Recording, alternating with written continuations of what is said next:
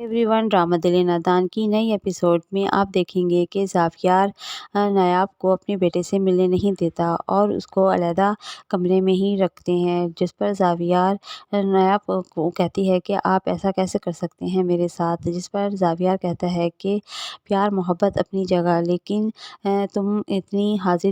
غیر حاضر دماغی ہو اور اس کا تم ثبوت بھی دے چکی ہو، بہت دفعہ ہم نے تمہیں آزما لیا ہے لیکن اب نہیں۔ نایاب کہتی ہے کہ میں اس کی ماں ہوں، وہ میرا بیٹا ہے اور تم ایک ماں کو کیسے جدا کر سکتے ہو اس کی ماں سے۔ زاویار کہتا ہے کہ نہیں، اب تم اس کے پاس نہیں جاؤ گی اور میں کوئی بحث سننا نہیں چاہتا، یہ میرا آخری فیصلہ ہے اور اب اس کی دیکھ بھال ایک نینی ہی کرے گی۔ اور دوسری طرف نتاشا اپنی دوست کو بتاتی ہے کہ زاویار نے اسے دھکے دے کر اپنے بیڈ روم سے نکال دیا ہے، لیکن وہ ابھی اسے ڈیورس نہیں دے رہا اور جنید بھی میرا پیچھا چھوڑنے کے لیے تیار نہیں ہے۔ اس کی دوست کہتی ہے کہ تم اب فائنلی خلا کے لیے اپلائی کر دو۔ اور دوسری طرف نایاب کی دادی اور بھابھی اپنے نواسے کو دیکھنے کے لیے نایاب کے گھر جاتے ہیں، لیکن زاویار کی ماں نایاب کی دادی اور بھابھی کو ان سے ملنے نہیں دیتے بلکہ ان کے ساتھ بدتمیزی کرتے ہیں۔ نایاب کی بھابھی کہتی ہے کہ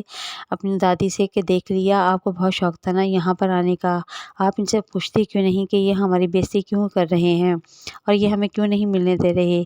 جس پر دادی کہتی ہیں کہ ہاں کیا آپ ہمیں اپنے نواسے سے ملنے نہیں دیں گی۔ زاویار کی ماں کہتی ہیں کہ میں کتنی دفعہ بتاؤں آپ کو، آپ میرے نواسے سے نہیں مل سکتے، بلکہ آپ کو یہاں آنے کی ضرورت ہی کیا تھی، آپ یہاں سے چلے جاؤ۔ اور وہ دھکے دیتی ہے تو نایاب کی دادی اس کا ہاتھ پکڑ لیتی ہیں زاویار کی ماں کا، اور زاویار کی ماں